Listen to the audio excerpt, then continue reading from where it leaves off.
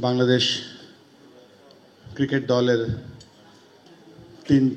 চারজন জাতীয় দলের খেলোয়াড় এখানে আছেন। মেহরাব হোসেন অপি, আজহার হোসেন শান্টু ভাই, আসাদুজ্জামান মিশা ভাই, গোলাম ফারুক সুরু ভাই, ফুটবল জাতীয় দলের প্রাক্তন খেলোয়াড় মামুন বাবু ভাই সহ যারা ইস্কাটন সবুজ সংঘের প্রাক্তন এবং বর্তমান খেলোয়াড়রা আছেন, আসসালামু আলাইকুম।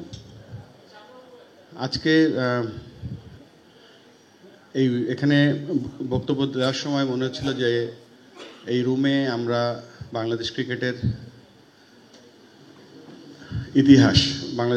ইতিহাস এই রুমেই আছি।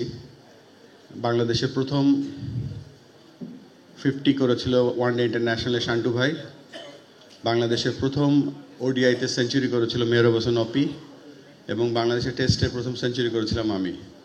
তো তিনজনই আজকে এখানে উপস্থিত আছি তিন ফরম্যাটে। তো আমার কাছে মনে হয় যে আজকের দিনটা আমরা আমাদের শান্টু ভাইকে তো পাওয়াই যায় না, বাট আজকে অ্যাটলিস্ট শান্টু ভাইকে পাওয়া গেছে, অপি এবং আমি এই রুমে আছি, আমরা সত্যি ভাগ্যবান। এখানে ইস্কাটন সবুজ সংঘের কথা বলতে গেলে যেটা মনে হয় যে ছোটোবেলায় এখানে যখন আমি খেলতাম মনু ভাইয়ের সাথে এখানে আসতাম, আসার পরে বাবুল ভাই, টিটন ভাই, যেভাবে এইখানে আমার পেছনে বসে আছে তাজু ভাইরা, যেভাবে এই ক্লাবটা গড়ে উঠেছিল, যেভাবে প্রথম মানু ভাইয়ের বাংলাদেশ ক্রিকেট বোর্ডের প্রথম যখন কোয়ালিফাইং রাউন্ড শুরু হয় তখন বোর্ডে ছিলেন তখন অপু ভাই, আশরাফুল ভাই, মানু ভাইরা। সেই সময় প্রথম কোয়ালিফাইংয়ে ইস্কাটন সবুজ সংঘ কোয়ালিফাই করে এবং এখান থেকে মেহরাব হোসেন অপি, জাহিদ সহ অনেক ক্রিকেটাররা যারা পরবর্তীতে জাতীয় দলে খেলেছিল। ফুটবলও অনেক আরমান সহ অনেক ভালো ভালো ফুটবলার এখান থেকে প্রডিউস করেছে। তবে ইস্কাটন সবুজ সংঘের কয়েকটা জিনিস বলতেই হয়। এক নম্বরে আমাদের একটা ক্লাব ছিল গ্যান্ডেরিয়াতে, ফেমাস স্পোর্টিং ক্লাব। তো ফেমাস স্পোর্টিং ক্লাব এবং ইস্কাটন সবুজ সংঘের একটা পাইনিয়ার লিগে খেলা ছিল বিজি প্রেস মাঠে। তখন হালিম শাহ, শোভন, আক্কু, মিলন ওরা সবাই খেলতো। তো সাধারণত এই কথাটা বলার কারণ হচ্ছে যে ইস্কাটন সবুজ সংঘ শুধু খেলা শেখাতো না, ডিসিপ্লিন শেখাতো, অপোনেন্ট টিমকে কীভাবে রেসপেক্ট করতে হয় সেটা শেখাতো। তো গ্যান্ডেরিয়া ফেমাস স্পোর্টিং ক্লাব প্রায় আধা ঘন্টা দেরি করে এসেছিল মাঠে।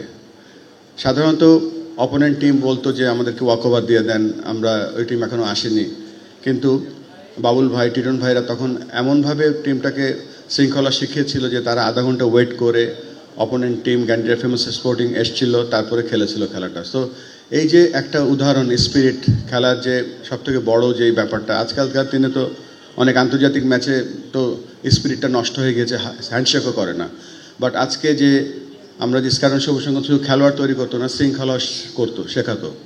এই মুহূর্তে ইস্কাটন সবুজ সংঘ ক্রিকেট এবং টেবিল টেনিসের দিকে বেশি মনোযোগী হচ্ছে। বাট আমরা আশা করব যে আপনারা সব খেলায় আবার ফিরে যান। বাউল ভাই, আপনি বেশি কাজটা এখানে দুজন লোকের নাম বলতে ভুলে গিয়েছি, একজন হচ্ছে নাজমুল আমিন কিরণ ভাই আর একজন আমিরুজ্জামান বাবু, যাদের ক্রিকেটের এবং সাংবাদিকতায় অনেক অবদান আছে আপনাদের বাংলাদেশের। আপনাদেরকে অনেক ধন্যবাদ। বাংলাদেশ ক্রিকেট এই মুহূর্তে একটা কঠিন সময়ের মধ্যে দিয়ে যাচ্ছে। এই জন্য বলছি যে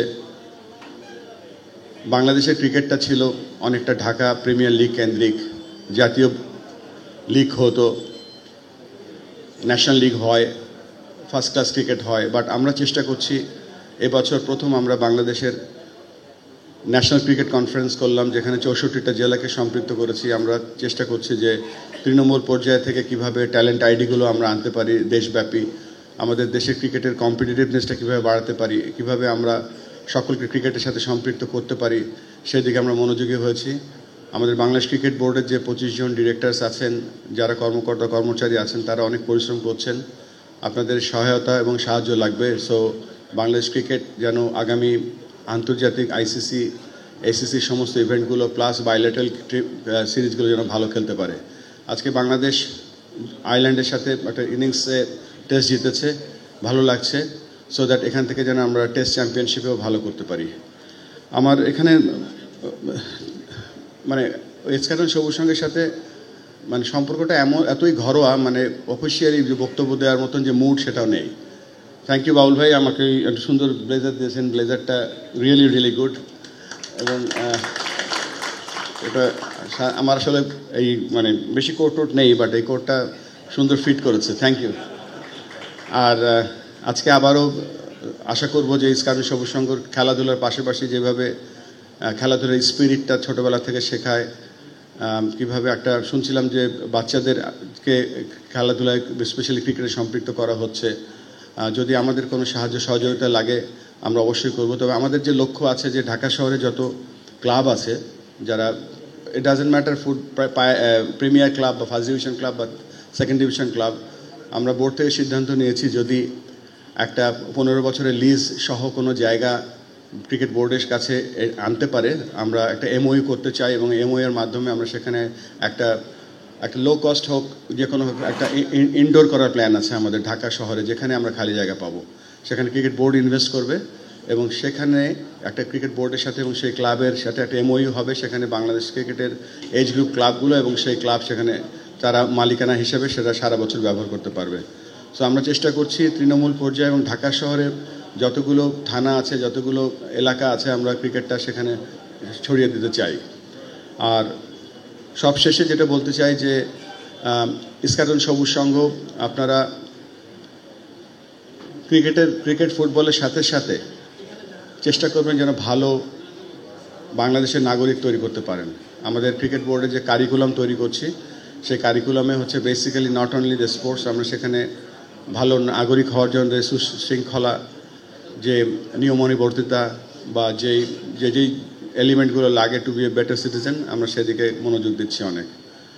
আপনাদের উত্তরোত্তর মঙ্গল কামনা করছি। আপনাদের ইস্কাটন সবুজ সংঘ বা আমাদের ইস্কাটন সবুজ সংঘ আরও সামনের দিকে এগিয়ে যাক এবং আপনাদের সকলের সর্বাঙ্গীন মঙ্গল কামনা করছি। ধন্যবাদ।